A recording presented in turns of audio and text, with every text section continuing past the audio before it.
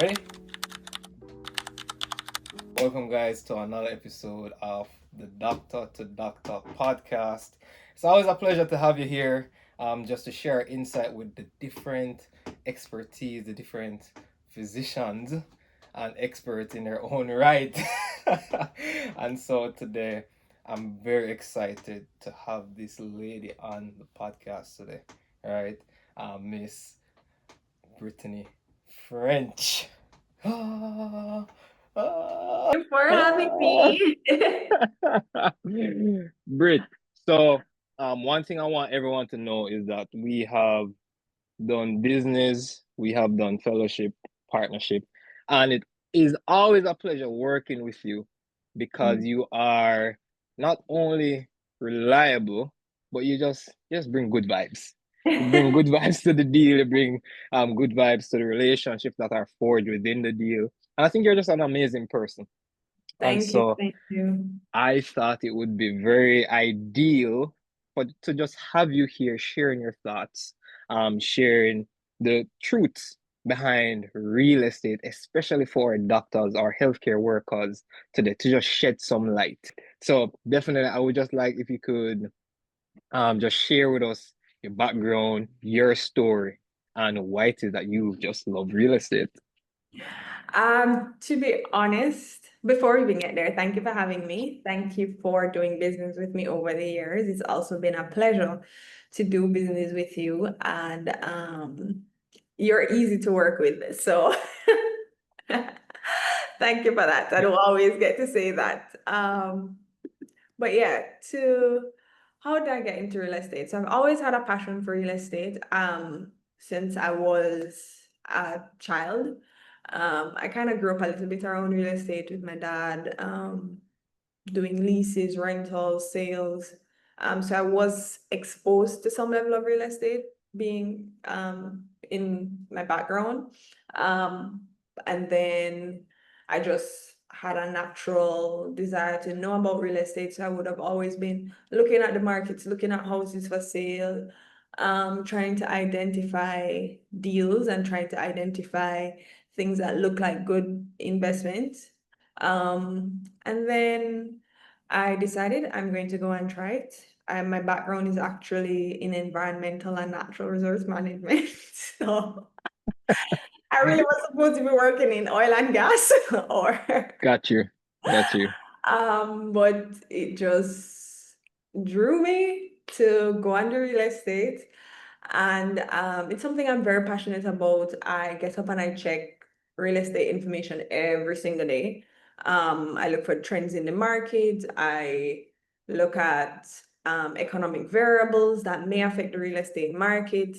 Um, so for me, I look at real estate as a whole, and I think that's why I enjoy it so much. So Mhm. things like interest rates, things like tourism demand. So you have to look at all of those things to be able to analyze and to give good advice to people who have no experience in the real estate market, or real estate investing. And yeah, that's my background. Awesome. Well, thank you so much for sharing. And what I realize is that persons who are in the wealthy class are persons who are on that journey to wealth. One of the things that are definitely in their portfolio is real estate Yes. because it offers so much leverage. It offers so much strategies for Yes. you to leverage towards wealth.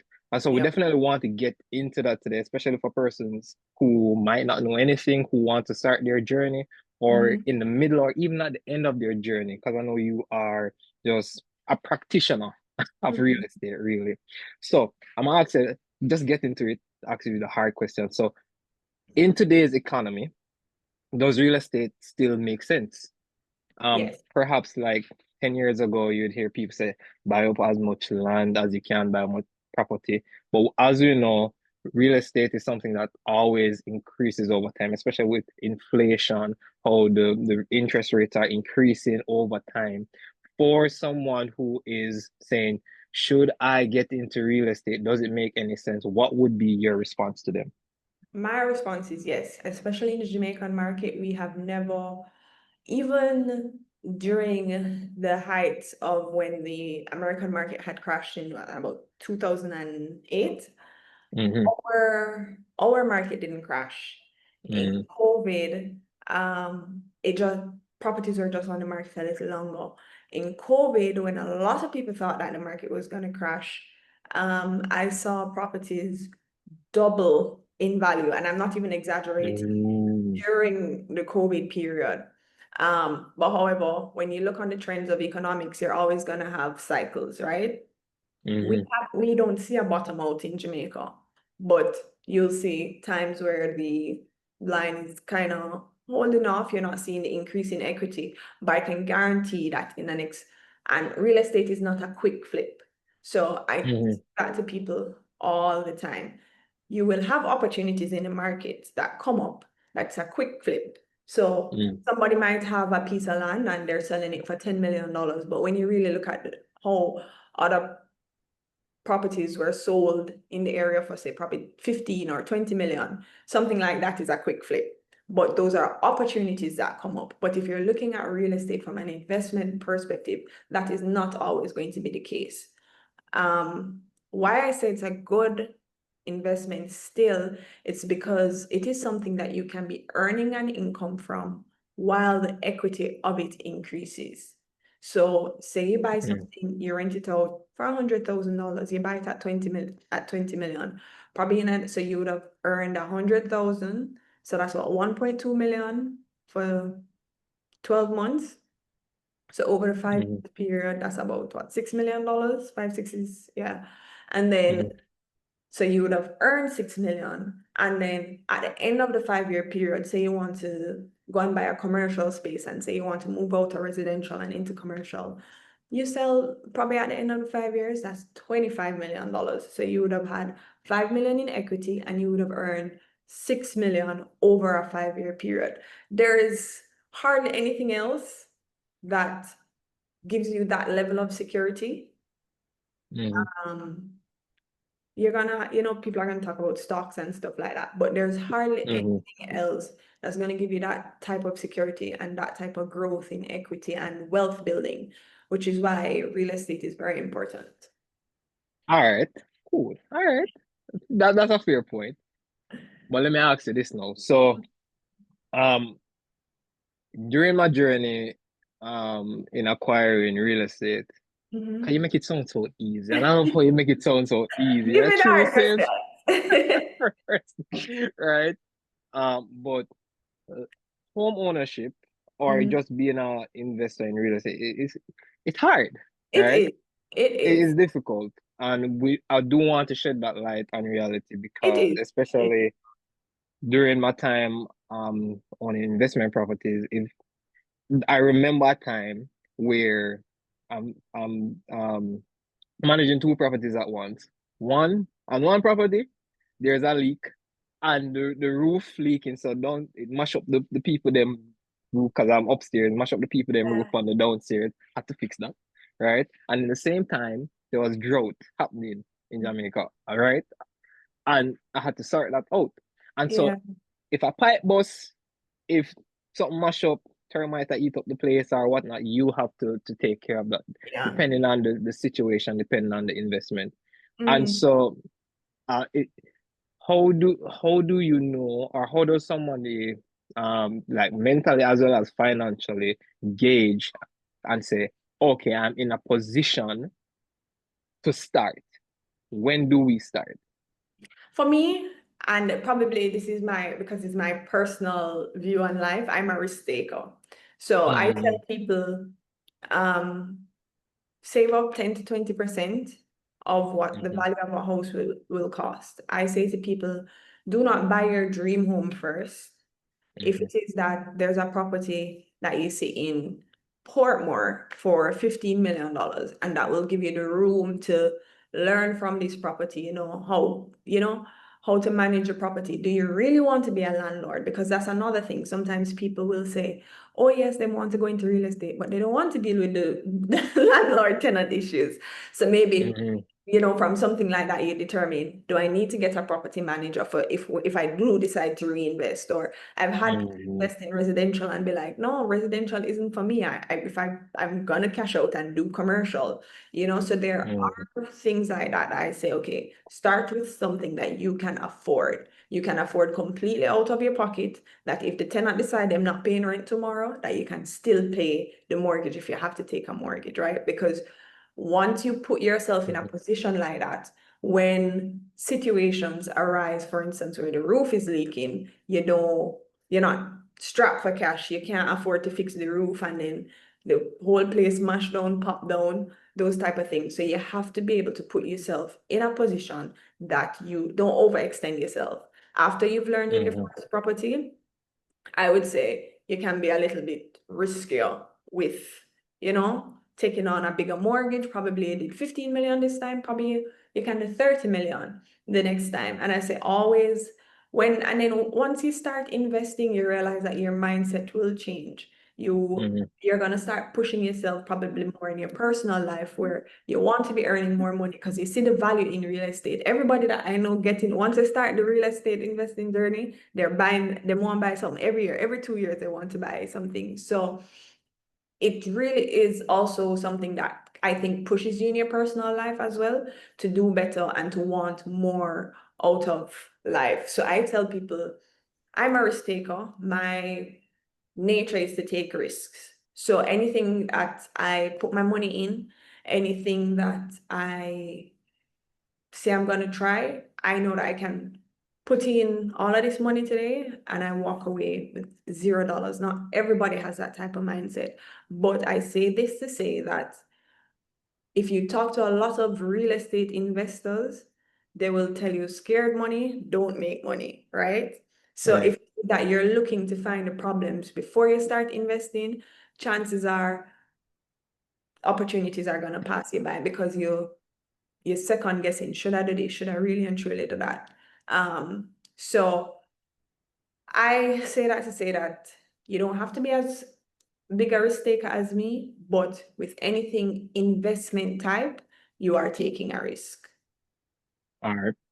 So what I'm hearing is first I have to make sure that I assess my financial situation.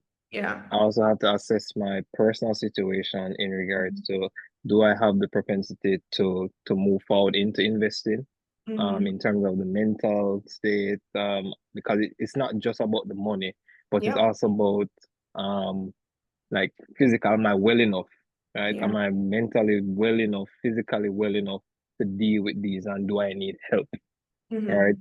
And also, what are the type of risks that I am willing to take, Yeah. right? So leading with that, this might be an outdated question, but if it is that now, say that I have say $1.2 million in my bank account, GMD, right? And so I stay with my parents. Do I now go and say, all right, let me go and rent a place? Do I buy a place, or do I seek other investment? Like, what goes it? What is the healthy way of thinking when it is that you are now almost at a goal of investing? Do you go straight into investing, or do you wet your feet? Right? What would be a wise strategy, or what would you advise? I think and you're saying if you have 1.2, right? Right. Yeah. 1.2, I think recently the NHD has given persons who are purchasing properties under 14 million a kind of crutch where Mm, um, and at another time we can discuss all of those things, but NHD has given persons who are purchasing properties under 14 million a crutch to help them to be able to afford mm-hmm, real estate in Jamaica because it is mm-hmm, very costly. And mm-hmm, um, I would say, to me, I would say buy the house because mm, you don't have to live in the house. So if you right. live with your parents and you've only been able to save 1.2, I wouldn't say buy that house to go and live in that house. I would Mm, say buy that house as an investment property, right? build up Mm-hmm. back some capital. You were able to save 1.2 million before, which means you can do it again, right? Mm-hmm. Mm-hmm. So I would say buy something that you can afford, probably something like a quad or something like that. It doesn't have to be in Kingston. I tell people all the time there are opportunities outside of Kingston. Buy Mm-hmm. something, see how you like it, and then probably in another 2 years again, you come up with another 1.2 million. You would have now also been earning an additional income, which qualifies you for more money because with the rental income, you're able to use 70% of that um, earned income to qualify for something else. So Right. yeah, so once you've been able to make a good property purchase that covers most of your mortgage, or sometimes you're lucky and it can cover your mortgage and more, um,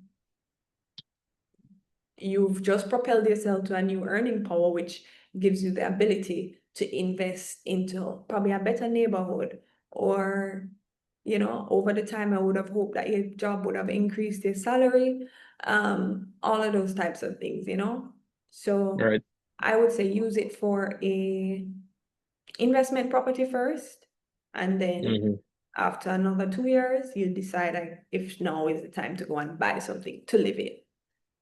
All right. Cool. I love how you answer so easily. But let me press the buttons now, right? Sure. Suppose I don't have the 1.2 million. Suppose I don't have that capital. Say I have say 200,000 to 500,000 in that Mhm. ballpark figure, or even say 100,000, right? For the persons who don't have that seven figure as yet saved up, but they're in the process of doing, but they want to start in real estate, Mhm. where can they start? Are there any strategies that are available or that you can think of that say, hey, um, let me start here to get to see how things are. So I would say something that you could look at if your budget is about that amount of money. Um, Sometimes you have places, for instance, Phoenix Park. Um, there Mm-hmm. there are things like Airbnb arbitrage that Mm. can get into. So something like that will rent for about $100,000 per month. If the landlord is willing, maybe you can say to the landlord, hey, you know, I want to invest in real estate. And some landlords are okay with that. They're okay with you leasing the property and you doing Airbnb in their properties, and you would be earning a nice little money from something like that. Before we continue, can you just break down what Airbnb arbitrage actually is? I know you Okay. touched on it, but just break it down for us. So it is essentially you not being the owner of the property. You have reached out to a landlord who they want the long term. They don't want to deal with somebody calling them in the night and tell them say the water lock off. So Mm-hmm. they Right. are only interested in a long-term tenant. You Right. now go to the landlord, and the landlord agrees to rent you the property with the condition of subletting. So you Right. now able to rent out that space to somebody for one night, 2 nights, or if you want to do weekly Mm-hmm. rental. So that is essentially what it is. Yeah. And what I've found as well is that you just have to be creative, right? Mhm. Sometimes it's not about having the money, but having the creativity and the resourcefulness. Yeah. And so what I've found as well is that, okay, say that you don't have the cash to buy a property or even not even do Airbnb arbitrage. There are persons who want their property managed. There are Yeah. persons who want their property cleaned. There are Yeah. persons who would say, let me have somebody to speak to my guests, a virtual Yeah. assistant. So I think there are a lot of entry to real estate to get the capital to get there. It's just that you have to have the perseverance, you have to have the dedication, and you have to also have to have the creativity and the resourcefulness. And I Yeah. think for the persons who are starting at the level where they don't have it, I think that builds up grit, where Mhm. you're now talking to people, you are now networking with people who may have the capital, because the money that you want is in somebody's pocket. You just Yep. need to know how to speak to people and how to as I said, um, how to express, how to sell, right? And in this case, it's you now selling your services and your expertise. You can learn. There is so many courses. So YouTube University is there.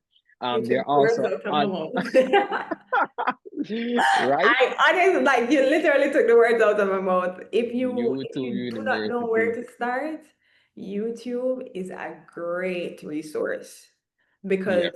sometimes I read a quote that says that you are what you are exposed to. So Hmm. a lot of times we don't even know these possibilities exist.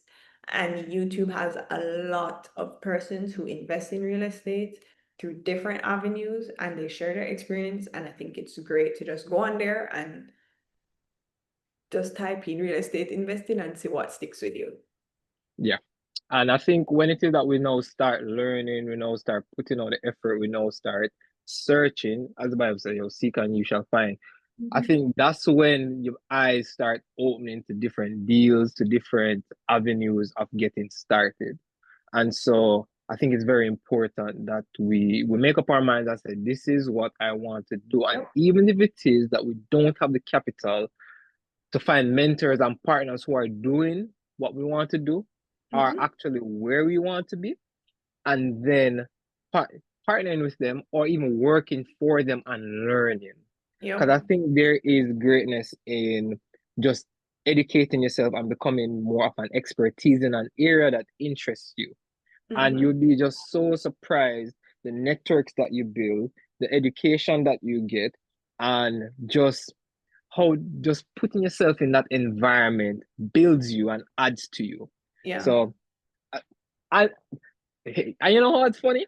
Because I remember that's how so I know we went to school together, high school together, Yeah. Ready Strong, big up Campion College, right? Yes. So, so it was when I was a senior house officer at the University Hospital of the West Indies, Mhm. and a friend and myself said, you know, I want to start real estate. They have this conference in it was Mobay, right? It was moving. Mobay, and it was for I think 2 or 3 days. I said, all Yeah. right, we'll go. So boom, call in sick. Yes, I did. And then said, all right, we'll go to the At place, least it was right? fun with cause. Right? So what happened was now that I we actually met up with you and a Mhm. lot of different persons would say, yeah, we By can try and chance, do because this. we haven't seen each other in a while. We haven't seen each other for years. And then little after that, I think probably 6 months to 1 year after, we're Mhm. getting our first property. Yeah. Right? And then after that we And got that was another in one. COVID. That was a Yes, it was. big risky move. Yes, it was in COVID. Yes. And we actually did very well. And Yes. the rest is history. Yeah. So that's just to encourage people, just take that first step and Mhm. you'll be so surprised who you connect with, who it is that you see along the path. And I think once God sees you taking that step, he will say, yeah, man, the youth shall go on, man, and just Yeah. help you out. But I do have a question though, Mhm. because that was a bit of a while back.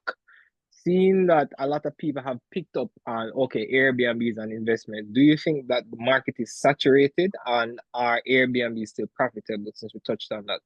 I think it's still profitable. I think you have to, with anything that you're doing, Mm-hmm. the analogy that I always use is like a pencil.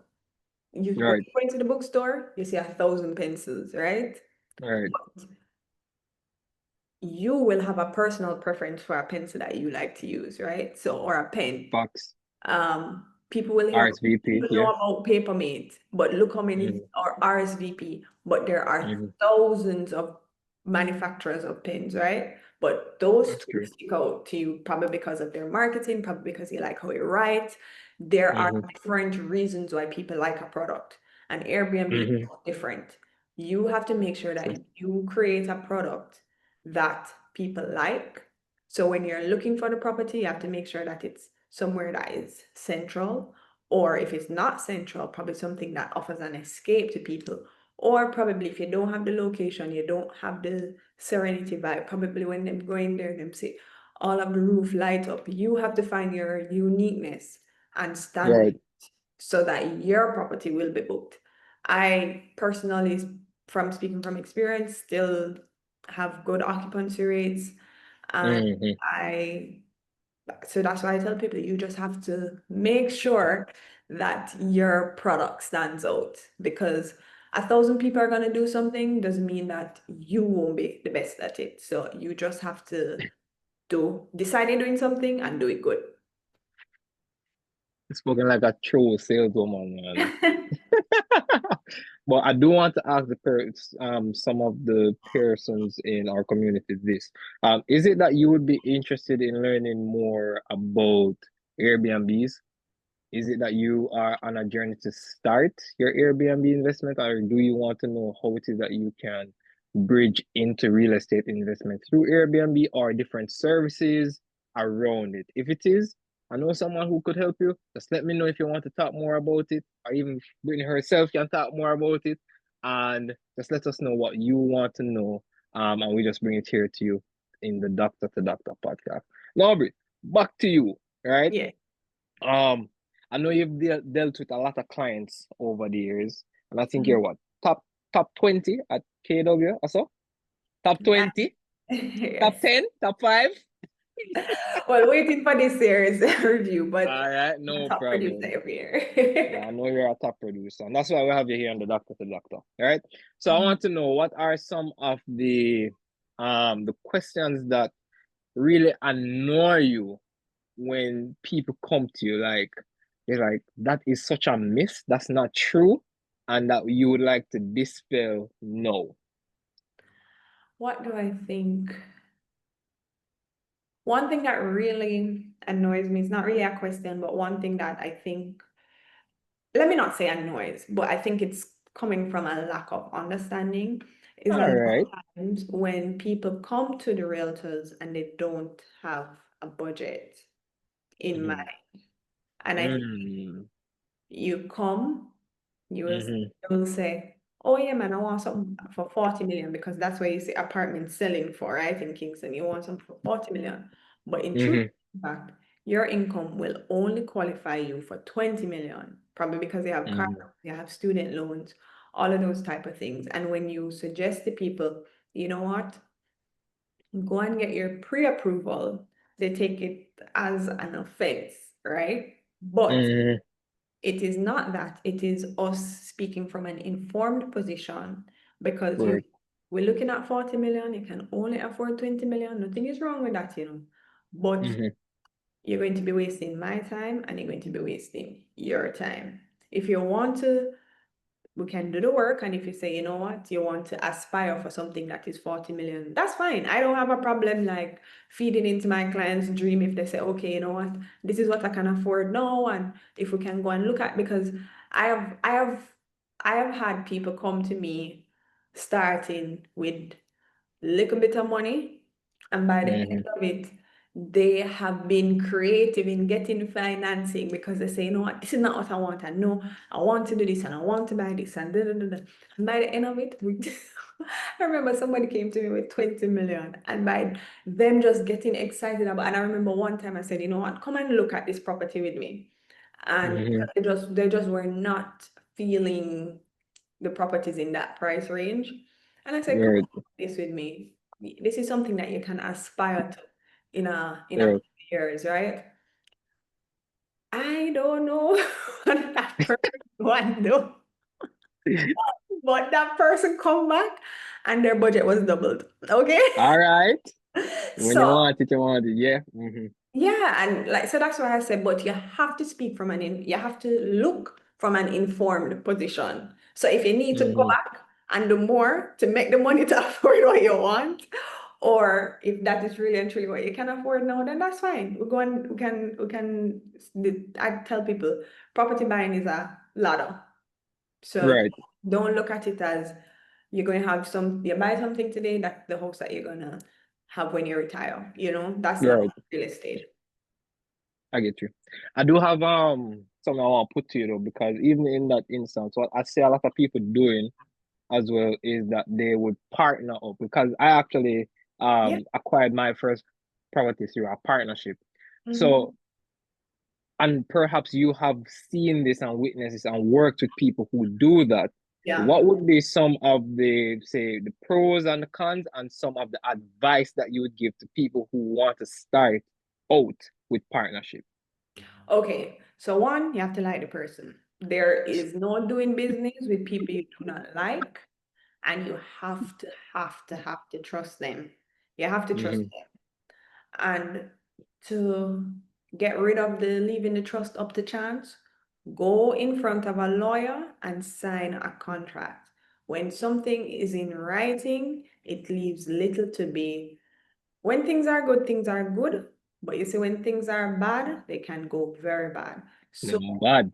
you Mm-hmm. know, don't go and say, is my friend is from 20 years ago, and we just Mm-hmm. going to put together, you have 1 million, I have 1 million, and we're just going to put together the 2 million because we can get the property for 20 million. And if I had my 1 million, I would only be able to afford something for 10 million. Go in front of a lawyer, sign a contract, have exit clauses written in those contracts. Right. It's a little bit expensive to go to the lawyer, but I'm promising you that when it is in writing, it makes things run smoother because everybody is also aware of their obligations and what is expected of them. So that would be my thing. Go to a lawyer, have an agreement, and the benefit of it is that you are able to say, for instance, you have 2 million. I'm just gonna speak from average price points of what properties in Kingston would cost now. So you have 2 million, your friend have 2 million. Right. You're probably able to get a 2 bedroom or a 1 bedroom in a good area. As opposed to, and then you guys group up together, you buy a property, rent it out on Airbnb, you would have earned 1 whole year of income, and then in the next year, you guys can split that income that you would have made. You can Mm-hmm. probably were able to save from your own personal finances again, and you can now go and reinvest in a property at that same 40 million price point because now your income would have increased. You have more Mm-hmm. cash flow, so you would have saved back up some money, and you can now go and buy a property by yourself for $40 million. You can decide if the property Right. is good. Hopefully, a couple of years down the line, equity, you would have gained some equity, and if you guys do decide to split ways, you walk away with equity, he walks away with equity. So those are the pros. But I don't, the con, I think would have been taken care of with the, Mm-hmm. with the, Making sure everything is in place yeah. before everything sign off. I get you. But another thing, because we're talking about all these strategies and giving people, and thank you for all these strategies, by the way, right? But guess what? I'm a doctor. I Mhm. don't have a lot of time. So how do I combat that? So how do you combat that? One, you need a realtor. You need a good lawyer. Um, Mm-hmm. because real estate, especially when you're in the buying process, is very timely. So you need a good lawyer to stay on Mm-hmm. top of your due dates and stuff like that, to call you, remind you, send you an email, remind you, Shaquille, remember this is due then, remember that is due then. Then Mm-hmm. after you've acquired the property, having systems in place, having people Mm-hmm. in place that you can trust, right? And they are Mm-hmm. dependable. Mm-hmm. So for instance, say you're going in, I can speak about, because if you're going to do a long-term tenant, um, Mm-hmm. you generally don't have too much to deal with Going on. day-to-day Mm-hmm. basis, right? Only if Right. it goes wrong, then the tenant will call you and you may need to call a plumber or an electrician or something like that. Fair However, enough. if you are in something that is like an Airbnb, if you're a doctor, Okay. get a property manager. For one, your shifts might be odd hours. You might have Right. 48 hours for the weekend, and then Monday you crash. Somebody's supposed to check in 3 o'clock, can't find the place, calling you down, can't get you. So have systems in place. Make sure you have a very good cleaner. A good cleaner can make or break your business. If the cleaner, so you're going to have to spend some time at first to make sure that the business is running, and then afterwards it can be on autopilot. You go under the inspections yourself. Or learn to also clean that place yourself, because you know how to instruct that person to do things. So you know the time that it needs to take for the property to turn over. You will know the things that the property needs. So, or your cleaner can call in sick. What are you going to do if you don't have a backup cleaner? And somebody's supposed to check in at 3 o'clock today. So things like that, I tell people, prepare yourself for. Decide if you are short. The Airbnb thing is not as passive as a lot of people love to put it on the internet to say, oh yeah, Talk Airbnb. truth, my friend. Talk truth. It's not. It is not. You have to communicate with guests. Guests have to feel like you are welcoming them. They have to feel like you're updating They're the only ones in the world. them. They want to be pampered. Yeah, Yeah. I had somebody call me. They booked the place at 11 o'clock in the night, and they called me 11 o'clock in the night to tell me that they booked the place. So, Right. so there Yeah. you have situations like that now. If I never answered that call, she would have said the host is not I get you. communicating. So, Right. Right. and a bad review for you. So you have to be a little mindful of that it is not as passive as a lot of people would say. If you want to Uh, be completely hands mm, off, a commercial. I get you. And just touching on the Airbnb, like I know a lot of people have this idea that I want to do everything myself. But I think learning from my mistakes is good to spend money on good help. So Mhm. hiring a cleaning agency, hiring a property manager that you know will take care of your place, and after doing the research, making sure you do the research to ensure that they are professional, right? Yeah. I think that's very important. Mhm. So you're going to either have the upfront cost or the back end Yeah. cost. And so you have to decide which one it is that you want to deal with. Is it that you want to put time and energy into building your short-term rental, mid-term rental, or long-term rental play, right? By yourself, if it is that you can afford the monies and the time, Yeah. or is it that you want to invest the time or the money rather first, so that it can save you time and Mhm. energy. So I think what I like to do, I like to put it into three categories of measurement: time, energy, and money slash resources, Mhm. right? And so what I do, I measure these out, and which one of these am I prioritizing? If it is that it's time is the most important thing, then I'm going to spend the money to get back that time. I Yeah. think that's very important. Yeah, I completely agree. And as yeah. you touched on the Airbnb thing too, if you're Mm-hmm. not a personable person, don't be the host. Don't. I And, got you. and that's a mistake some people make as well, you know? I So, get you. As we just wrap things up, Frenchie, I'd like to know, like in retrospect, what's one of the money moving real estate you wish you had done sooner?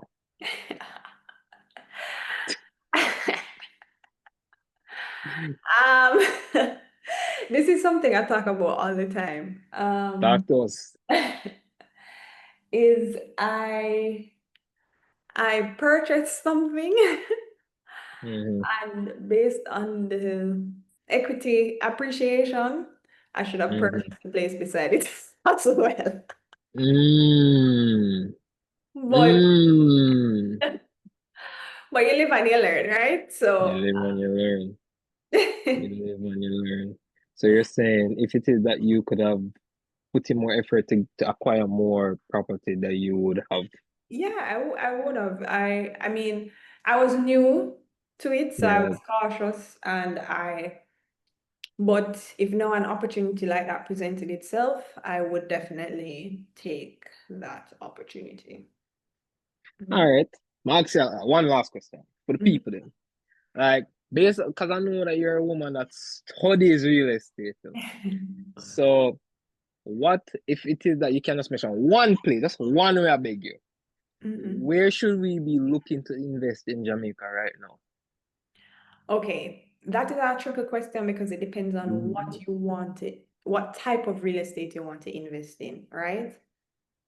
If it is that you are looking for commercial real estate, that's yeah. And give us one for commercial and one for residence. Okay, Residential. for commercial, I think Portmore is good, and I think Ferry is good if you can afford out there. I think that is going to be a Mm-hmm. really, really, really good investment to make for a long term. So commercial Mm-hmm. is also a long term. It's not a short term thing. Mm. So Okay. you have to keep that in mind. Um, Okay. I think for residential, Mm-hmm. I think Kingston still has a lot of potential. I think if you Mm-hmm. get into Really? construction, yeah, I think if you get into Okay. good price pre-construction now, I Mm-hmm. think that is also good. And but the North Coast, land on the North Coast, Mm-hmm. I think is great. Land on the North Coast. I mean, Jamaica has so much potential, like you land on Let's buy land in Jamaica. All right, cool. land on the North Coast. St. Right. Thomas is also going to, with a lot of the Mm-hmm. investments that are going on. And if you're looking Mm-hmm. for a longer term return, but a really good one when it comes around, I think Portland is also something to pay attention to. Man. But the place is them not expensive at Portland. Or is it that is going to go even higher? I think Portland, I don't know. It's like a gut feeling that I've had with Portland. And I know for sure Mm-hmm. that you may think it's expensive now, but I think the plans on who invests in Portland, I think you can. Right. Can't lose. Wanna hear that, people? All Yeah. right. All right. Well, thank you so much for your golden tips, Frenchie. We really do appreciate you. And at this time, I just want to ask that, guys, we really appreciate your time. If you made it to the end of the video, especially, we just ask that you like, subscribe, and actually leave us comments in terms of what you would like to know more about, because our goal is to educate you about things that you didn't learn in med school or during your time as a student in the healthcare field. We want to ensure that you're equipped and have information to ensure that you are on your way to financial freedom. So again, thank you so much for joining us. And Frenchie, thank you so much You're for just welcome. talking to us. We appreciate you. Thank you for having me. All right, and we'll have you back for sure. Anytime, anytime. All right, no problem. Thank you so much.